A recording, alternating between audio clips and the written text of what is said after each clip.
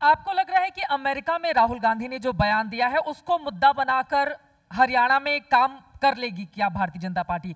क्योंकि यहां पर आपका मुकाबला भूपेंद्र सिंह हुड्डा से है, कुमारी शैलजा से है, यहां पर रणदीप सिंह, मतलब कांग्रेस पार्टी एकजुट होने का संदेश भी दे रही है। कांग्रेस पार्टी ने हरियाणा प्रदेश में भी एकजुटता की आपने बात की, किस प्रकार से शैलजा को अलग थलग कर दिया, सुरजेवाला को अलग थलग कर दिया, किस प्रकार से उन्होंने अपने नेताओं के साथ काम किया।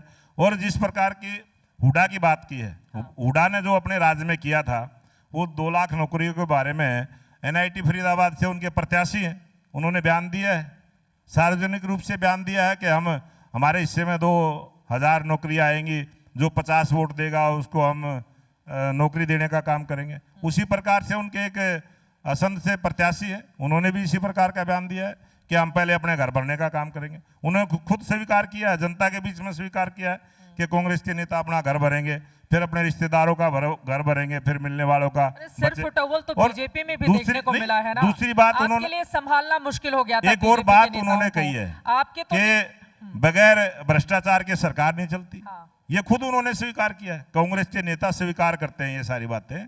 और बहुत सारे इनके नेता हैं, उनका चाल चरित्र चेहरा आज जनता के सामने आ चुका है। और इसलिए ये हरियाणा प्रदेश की जनता बड़ी जागरूक जनता है, ये समझती है। हुड्डा के राज को उन्होंने देखा किस प्रकार से घर जलवाने का काम किया, किस प्रकार से गोहाना कांड करवाने का काम किया, मिर्चपुर कांड, वो हरियाणा की जनता भूली नहीं है। और इस विधानसभा चुनाव में इसीलिए नायब सिंह सैनी जी को, जो एक सरल स्वभाव के हैं, सब मिलनसार हैं, और जिस प्रकार से उन्होंने काम किया है, बहुत बड़ा जनसमर्थन नायब सैनी जी को मिलेगा। और भारतीय जनता पार्टी की मजबूत सरकार बनेगी, स्पष्ट बहुमत की सरकार बनेगी, और तीसरी बार हरियाणा में भारतीय जनता पार्टी की सरकार बनेगी। लेकिन हरियाणा के इतिहास में आज तक कभी हुआ नहीं है कि किसी पार्टी ने हैट्रिक लगाई हो। ये आज़ादी के बाद जो लोकप्रिय प्रधानमंत्री नरेंद्र मोदी जी तीसरी बार प्रधानमंत्री बने, ये भी एक इतिहास रचने का काम किया है। और भारतीय जनता पार्टी के अनेक प्रांतों में ऐसी सरकारें हैं जो कई बार बनी है, गुजरात उसका उदाहरण है। और हरियाणा भी इसी प्रकार का एक मजबूत भारतीय जनता पार्टी की भूमि है हरियाणा। और मोदी जी ने हरियाणा में काम किया है, हरियाणा मोदी जी के दिल के नज़दीक बसता है, इसलिए हरियाणा की जनता प्रेम प्यार करती है। और तीसरी बार ये इतिहास रचने का काम हरियाणा प्रदेश की जनता करने वाली। जाट वर्सेस गैर जाट की लड़ाई यहां पर देखने को मिलती है। भारतीय जनता पार्टी की कोशिश यही होती है कि गैर जाट वोटों को एकजुट कर लिया जाए, और उसको जीत भी हासिल हुई है इसकी बदौलत। चुनाव के ठीक पहले जुलाई में आपको अध्यक्ष बनाया गया, आप ब्राह्मण समुदाय से आते हैं। 2014 में जब पहली बार 46 सीटें बीजेपी को यहां पर हासिल हुई थी, प्रचंड बहुमत मिला था, तो उस समय भी रामविलास शर्मा यहां पर ब्राह्मण प्रदेश अध्यक्ष ही थे। तो ये क्या कोई ब्राह्मण प्रदेश अध्यक्ष ज्यादा काम कर जाता है, इस वजह से ये चेहरा बदलने का काम किया गया है, या फिर आपके अंदर कुछ अलग है जिसको देखकर आपको जिम्मेदारी सौंपी? ये भारतीय जनता पार्टी कभी भी जाट गैर जाट की हमने बात नहीं की। ये आरोप जरूर कांग्रेस पार्टी के लोग लगाते हैं, क्योंकि उन्होंने इस प्रकार की राजनीति की है। और हमने जो टिकटों का वितरण किया है, सभी समाजों को बराबर का हक दिया है, सभी की भागीदारी दी है, छोटे से छोटे समाज को भी चुनाव लड़ने का मौका दिया है। और ये भारतीय जनता पार्टी की खासियत है कि जो राजनीतिक रूप से, सामाजिक रूप से जिनका महत्व कम होता है, छोटी जातियाँ होती है, हम उनको भी सम्मान देने का काम करते हैं। चाहे देश के राष्ट्रपति की बनाने की बात हो, चाहे कहीं मुख्यमंत्री बनाने की बात हो। ये हरियाणा में पहली बार हुआ कि ओबीसी समाज का मुख्यमंत्री हरियाणा प्रदेश में बना। अब इसको गैर जाट की मान के कोई अगर बात कहे तो कहे, लेकिन वो एक योग्य है।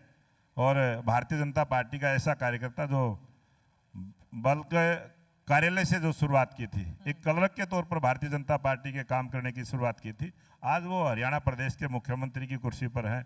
वो ओबीसी समाज से आते हैं, किसान परिवार के हैं, पूर्व सैनिक के बेटे हैं।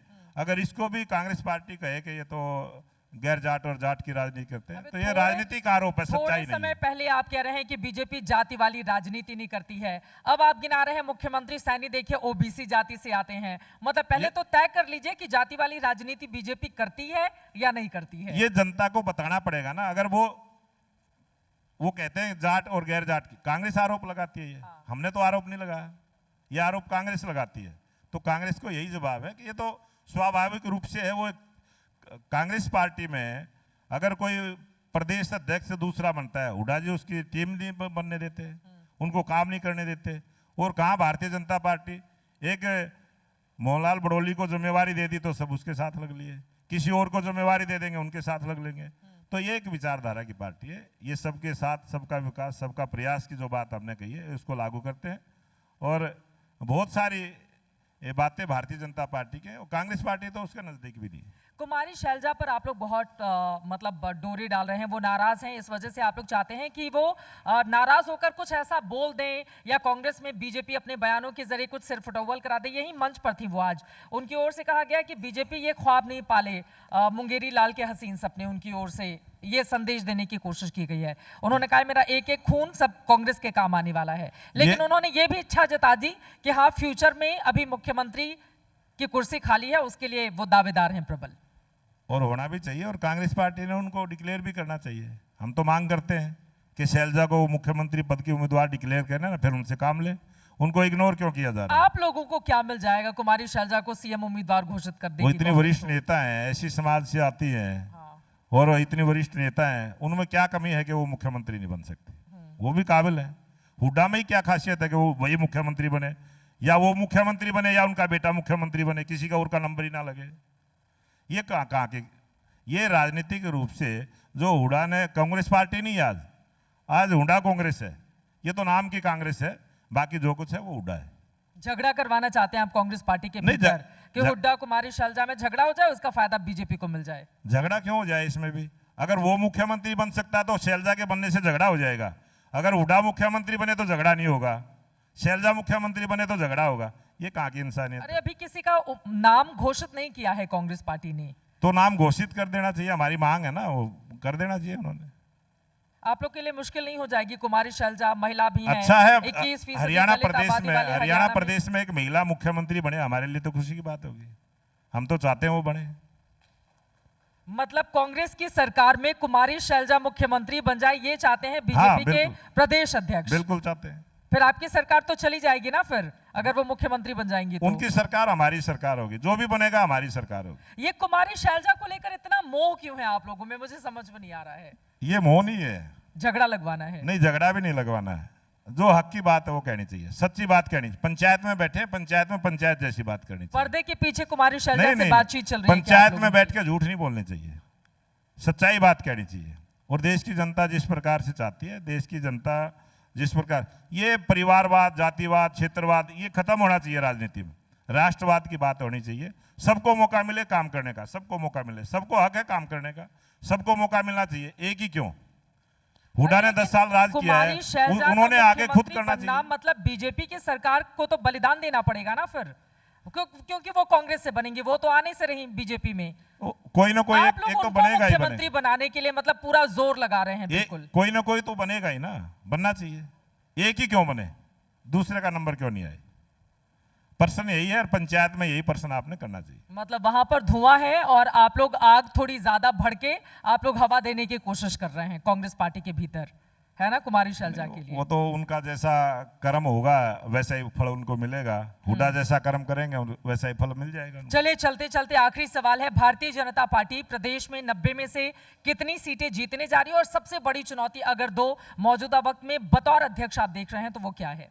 मैं एक बात जरूर चित्रा जी कहना चाहता हूं, पंचायत में झूठ नहीं बोलनी चाहिए। तीसरी बार भारतीय जनता पार्टी की सरकार बनेगी, स्पष्ट बहुमत की सरकार बनेगी, और कम से कम 62 विधायक भारतीय जनता पार्टी के जीत के आने वाले। चलिए बहुत इसको रिकॉर्ड रखना, आपके इसमें रिकॉर्ड भी रहेगा। बहुत धन्यवाद। अब 62 विधायक क्या जीत कराएंगे या फिर आगे क्या होगा, इस पर लगातार हमारी नजर रहेगी। बहुत धन्यवाद मोहनलाल बडोली जी आज तक के इस मंच पर आने के लिए और इस चर्चा में हिस्सा लेने के लिए। सभी को जय श्री राम।